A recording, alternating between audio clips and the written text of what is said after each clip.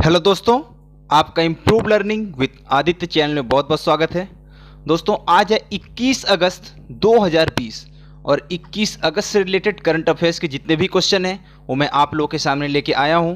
तो अगर ये वीडियो आप लोगों को पसंद आती है तो इसे ज़्यादा से ज़्यादा लाइक और शेयर कीजिएगा तथा अगर आप लोग इस चैनल पर नए हैं तो इसे सब्सक्राइब करके बेल नोटिफिकेशन ऑन कर लीजिएगा, जिससे कोई भी वीडियो अगर मैं इस चैनल पर अपलोड करता हूँ तो उसकी नोटिफिकेशन आप तक पहुँच जाया करेगी। चलिए आज के पहले क्वेश्चन की तरफ चलते हैं। हमारा पहला क्वेश्चन है कि अभी हाल ही में भारतीय अक्षय ऊर्जा दिवस कब मनाया गया है। तो दोस्तों अभी भारतीय अक्षय ऊर्जा दिवस 20 अगस्त को मनाया गया है। अच्छा, अब इसके बारे में आपको थोड़ा सा बता देता हूं। दोस्तों 2004 में भारत सरकार ने यह तय किया कि 20 अगस्त को अक्षय ऊर्जा दिवस के तौर पर मनाया जाएगा। दोस्तों इसका उद्देश्य है नवीन एवं नवीकरणीय ऊर्जा स्रोतों से संबंधित परियोजनाओं को आगे लाना, उन्हें प्रमोट करना, साथ ही साथ आवश्यक वित्तीय सहायता भी प्रदान करना। दोस्तों इसके अलावा लोगों में इसके प्रति जागरूकता भी बढ़ाना इसका उद्देश्य है। अगर बात करें 2019-20 की तो भारत में 6000 मेगावाट अक्षय ऊर्जा क्षमता जोड़ी गई है। दोस्तों ये अक्षय ऊर्जा जो शब्द बार बार आ रहा है इसका तात्पर्य रिन्यूएबल एनर्जी से, अर्थात ऐसी एनर्जी जो कभी ख़त्म ना हो, जिसे हम बार बार क्या कर सके, पैदा कर सके, उसका यूज कर सके ज़्यादा से ज़्यादा। क्योंकि आपको पता है कि जो एनर्जी के सोर्स हैं वो दो तरह के हैं, रिन्यूएबल और नॉन रिन्यूएबल। तो दोस्तों ये जो कोयला है, पेट्रोलियम है, जो आजकल हम ज़्यादा से ज़्यादा यूज करते हैं, ये सारे नॉन रिन्यूएबल हैं, अर्थात एक बार ये ख़त्म हो गए तो वापस इन्हें बनने में बहुत ज़्यादा टाइम लगेगा। तो सरकार इस चीज़ पर जोर दे रही है कि हम अक्षय ऊर्जा के स्रोत की तरफ अपना ध्यान ज़्यादा से ज़्यादा बढ़ाएँ, उधर की तरफ बढ़ें, जिससे क्या होगा कि हमारा जो ज़्यादा से ज़्यादा एनर्जी है वो शिफ्ट हो जाएगी रिन्यूएबल एनर्जी की तरफ। हमारा अगला क्वेश्चन है कि किस देश में स्थित गौतम बुद्ध की विशालकाय प्रतिमा, जो कि यूनेस्को की वर्ल्ड हेरिटेज साइट का भी हिस्सा है, 1940 के बाद पहली बार बाढ़ के पानी से घिर गया है। तो दोस्तों जैसा कि पिक्चर में दिखाई दे रहा है, यह है चीन के गौतम बुद्ध की विशालकाय प्रतिमा, जो कि यूनेस्को की वर्ल्ड हेरिटेज साइट का भी हिस्सा है, कि 1940 के बाद पहली बार ऐसा हुआ है ये बाढ़ के पानी से घिर गया। दोस्तों जो बाढ़ का पानी है ये गौतम बुद्ध जी की जो प्रतिमा है उनके पैरों तक पहुंच गया है। चलिए अब चीन के बारे में थोड़ा सा हम जान लेते हैं। दोस्तों चीन की कैपिटल है बीजिंग, राष्ट्रपति है जी जिनपिंग, करेंसी है रेनमिनबी। अभी हाल ही में चीन ने अपना रक्षा बजट बढ़ाकर $179 अरब कर लिया है और इसका सबसे बड़ा कारण है कि ये अपने पड़ोसी राज्यों में विस्तारवादी नीति को बढ़ावा दे रहा है, उनकी जो जमीन है उन्हें हड़पने की कोशिश कर रहा है। हमारा अगला क्वेश्चन है कि हाल ही में किसे world book of records London द्वारा स्टार 2020 सर्टिफिकेट से सम्मानित किया गया है। तो दोस्तों अभी गणेश विलास लेंगरे को ये स्टार 2020 सर्टिफिकेट द्वारा सम्मानित किया गया है। अगला क्वेश्चन हमारा है कि अभी पाकिस्तान ने किस देश के साथ किसी भी तरह का कोई रिश्ता रखने या उसे रिकॉग्नाइजेशन देने से इनकार कर दिया है। तो दोस्तों अभी पाकिस्तान ने इजराइल को एक कंट्री मानने से था उसके साथ किसी भी तरह का कोई रिश्ता रखने से इनकार कर दिया है। पाकिस्तान ने दोस्तों ये बोला है कि जब तक इजराइल फिलिस्तीन को, जो इन दोनों के बीच अभी वार चल रहा है, उसको बंद नहीं करेगा और उसके साथ शांति सहयोग नहीं करेगा, तब तक हम इजराइल के साथ किसी भी तरह का कोई भी रिश्ता नहीं रखेंगे। और उसने ऐसा बताया वहाँ के प्रधानमंत्री ने कि जो वहाँ के कायदे आजम थे मोहम्मद अली जिन्ना, वो भी इसी तरह का कुछ समझौता चाहते थे। तो दोस्तों अब इसे पाकिस्तान ने इनकार किया, तो पाकिस्तान के बारे में हम थोड़ा सा देख लेते हैं। दोस्तों पाकिस्तान की कैपिटल है इस्लामाबाद, राष्ट्रपति हैं आरिफ अलवी, प्रधानमंत्री हैं इमरान खान, करेंसी है पाकिस्तानी रुपया। पाकिस्तान के साथ सीमा बनाने वाले भारत के कुछ राज्य हैं पंजाब, राजस्थान, गुजरात, जम्मू कश्मीर, जो कि एकमात्र केंद्र शासित प्रदेश है जो पाकिस्तान के साथ सीमा बनाता है। अब इजराइल के बारे में देख लेते हैं दोस्तों। तो इजराइल की कैपिटल है यरूशलेम, राष्ट्रपति हैं रेवेन रिवलिन, प्रधानमंत्री हैं बेंजामिन नेतान्याहू। स्वतंत्रता इसको मिली थी 1948 में और इसकी करेंसी है इजरायली नई शेकेल। दोस्तों इजराइल से रिलेटेड अभी जो लेटेस्ट न्यूज़ थी कि अमेरिका के राष्ट्रपति डोनाल्ड ट्रंप ने इजराइल और यूएई के बीच एक राजनीतिक समझौता करवाया है और जो यूएई है वो पहला ऐसा देश बना है, पहला ऐसा दोस्तों अरब दुनिया का देश बना है जो इजराइल के साथ ये रिश्ता प्रारंभ किया है। हमारा अगला क्वेश्चन है दोस्तों कि अभी हाल ही में अमेरिका ने किस देश को F-35 लड़ाकू विमान देने की पेशकश की है जिसका मध्य पूर्वी देशों ने विरोध किया है। तो दोस्तों अभी अमेरिका ने यूएई को अर्थात यूनाइटेड अरब अमीरात को F-35 लड़ाकू विमान देने की पेशकश की है। तो दोस्तों पहले हम F-35 लड़ाकू विमान के बारे में आपको बता दें। तो दोस्तों ये 5वीं पीढ़ी का लड़ाकू विमान है जो कि अमेरिकी कंपनी लॉकहीड मार्टिन इसे बना दी। दोस्तों इसका सर्वप्रथम निर्माण लॉकहीड मार्टिन ने किया था, लेकिन वर्तमान में और भी दूसरी कंपनियां हैं जो इस विमान को बना रही हैं। दोस्तों यह एक सिंगल सीट और सिंगल इंजन वाला लड़ाकू विमान है। इसकी सबसे बड़ी खासियत यह है कि यह विमान किसी भी मौसम में उड़ान भर सकता है। साथ ही साथ ये 5th जनरेशन का एक लड़ाकू विमान है जो विभिन्न युद्धों में काफ़ी अहम साबित हो सकता है। दोस्तों इसकी खासियत यह है कि यह ग्राउंड अटैक के साथ साथ हवा में भी दुश्मनों के छक्के छुड़ाने में माहिर है। और दोस्तों ऐसा माना जाता है कि अभी F-35 की टक्कर का कोई भी विमान किसी भी देश ने अभी नहीं बनाया है। अब चलिए संयुक्त राज्य अमेरिका के बारे में हम देख लेते हैं। दोस्तों कैपिटल है वाशिंगटन डीसी, राष्ट्रपति है डोनाल्ड ट्रंप, मुख्य न्यायाधीश है जॉन रॉबर्ट्स और करेंसी है यूएस डॉलर। अब यूनाइटेड अरब अमीरात तथा यूएई के बारे में देख लेते हैं दोस्तों। तो इसकी कैपिटल है आबू धाबी, राष्ट्रपति हैं खलीफा बिन जायद अल नाहयान, प्रधानमंत्री है मोहम्मद बिन राशिद अल मखतूम, राजभाषा है अरबी और इसे यूनाइटेड किंगडम अर्थात ब्रिटेन से स्वतंत्रता मिली थी 2 दिसंबर 1971 को। करेंसी है यूएई दिरहम।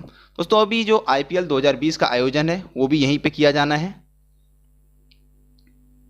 हमारा अगला क्वेश्चन है कि अभी हाल ही में डोमिनिकन रिपब्लिक के नए राष्ट्रपति कौन बनाए गए हैं, कौन चुने गए हैं? तो दोस्तों लुइस एबिंडर ये डोमिनिकन रिपब्लिक के नए राष्ट्रपति चुने गए हैं। तो दोस्तों इसके बारे में थोड़ा सा हम देख लेते हैं। तो डोमिनिकन गणराज्य की जो कैपिटल है वो है सांतो डोमिनिगो। उत्तरी अमेरिका महाद्वीप में कैरिबियन क्षेत्र में स्थित यह एक देश है। इसके राष्ट्रपति अभी चुने गए हैं लुइस एबिंडन और करेंसी है इसकी पेसो। हमारा अगला क्वेश्चन है कि अभी हाल ही में आई एक रिपोर्ट के अनुसार जैविक खेती करने वाले सबसे अधिक किसान किस देश में हैं? तो दोस्तों जैविक खेती करने वाले सबसे अधिक किसान जो हैं वो भारत में हैं। तो जैविक खेती क्या होती है इसके बारे में मैं थोड़ा सा आपको बता देता हूं। दोस्तों ये कृषि की वह विधि है जो संश्लेषित उर्वरकों एवं संश्लेषित कीटनाशकों के न्यूनतम प्रयोग पर आधारित है, अर्थात कम से कम इनका प्रयोग करने की ये प्रेरणा देती है। आप जैसे यूरिया डाई ये सारी चीज़ें यूज करते हो ना, ये उनके यूज को कम करने के प्रयोग पर आधारित है। और ये कहती है कि ज़्यादा से ज़्यादा कंपोस्ट खाद, फसल चक्र तथा हरी खाद को अपनाओ, जिससे क्या होगा कि भूमि की उर्वरा शक्ति बनी रहेगी। तो ये सबसे ज़्यादा जो किसान है इस खेती पर आधारित वो भारत में है। हमारा अगला क्वेश्चन है कि हाल ही में अभी किस प्रदेश सरकार ने पोस्ट कोविड-19 फॉलो अप क्लिनिक शुरू किया है? तो दोस्तों अभी तमिलनाडु गवर्नमेंट ने ये पोस्ट कोविड-19 फॉलो अप क्लिनिक शुरू किया है।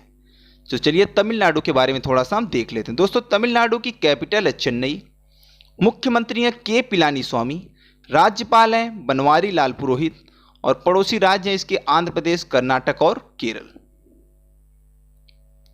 हमारा अगला क्वेश्चन है दोस्तों कि सद्भावना दिवस हर साल कितने अगस्त को मनाया जाता है?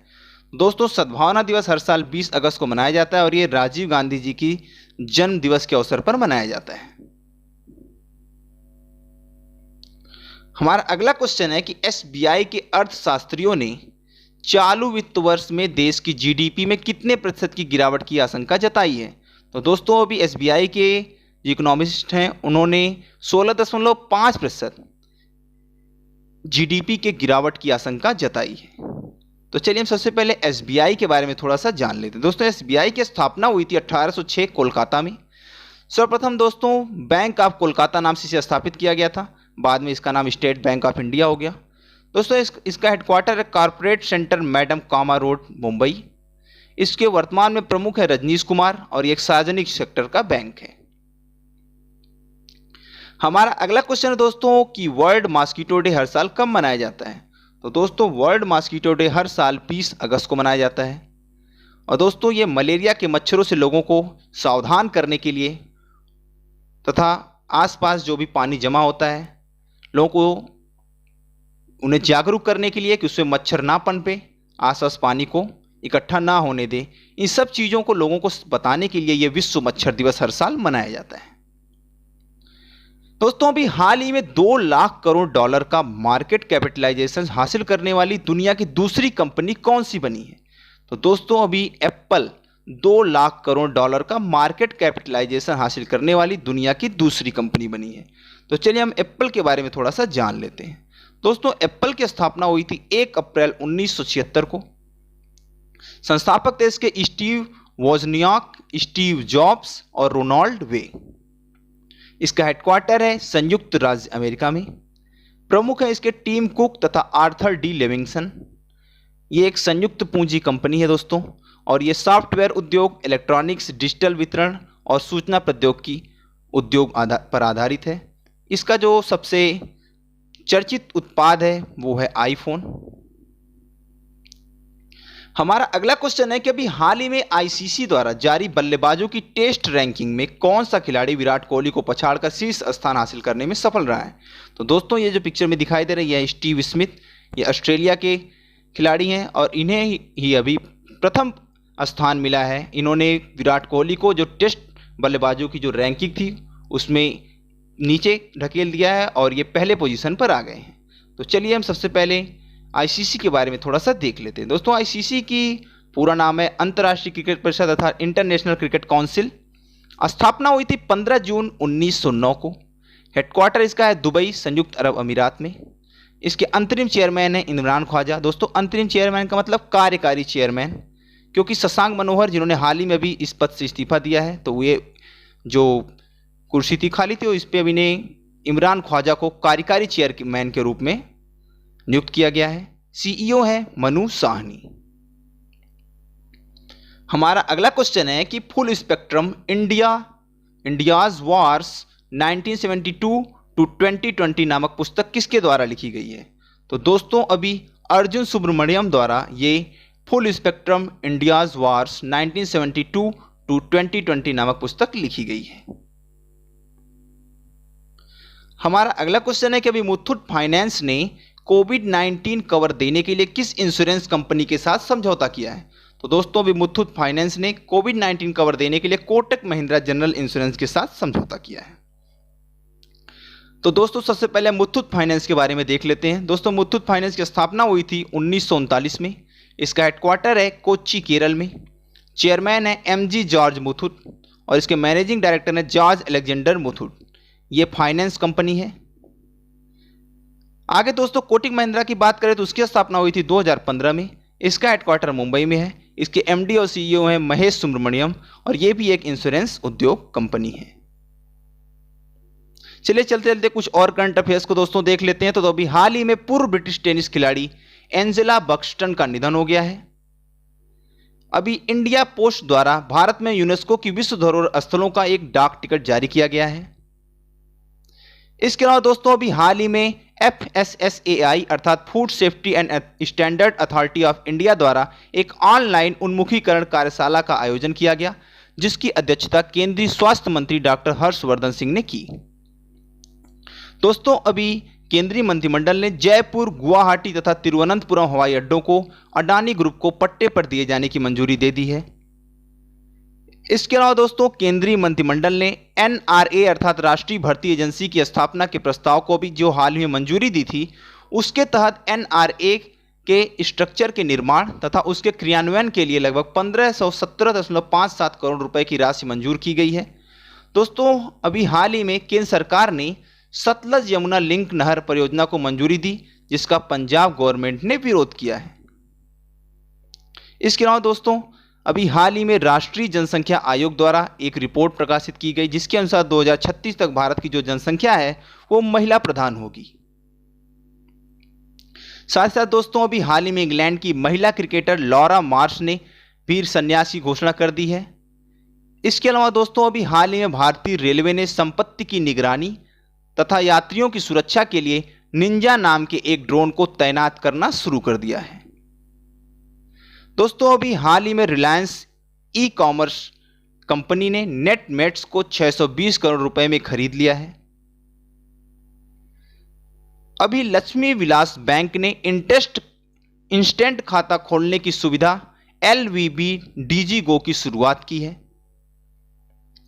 साथ ही साथ दोस्तों, अभी कोविड-19 के खिलाफ लड़ने के लिए DIAT ने पतिव्रता पति और औषध तारा उत्पाद लॉन्च किया है।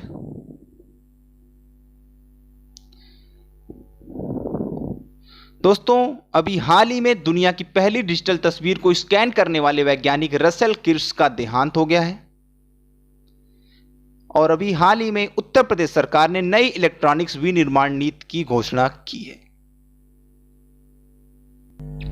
तो मुझे उम्मीद है दोस्तों कि वीडियो आपको पसंद आई होगी, तो इसे ज़्यादा से ज़्यादा लाइक और शेयर कीजिएगा तथा अगर आप लोग इस चैनल पर नए हैं तो इसे सब्सक्राइब करके बेल नोटिफिकेशन ऑन कर लीजिएगा। धन्यवाद।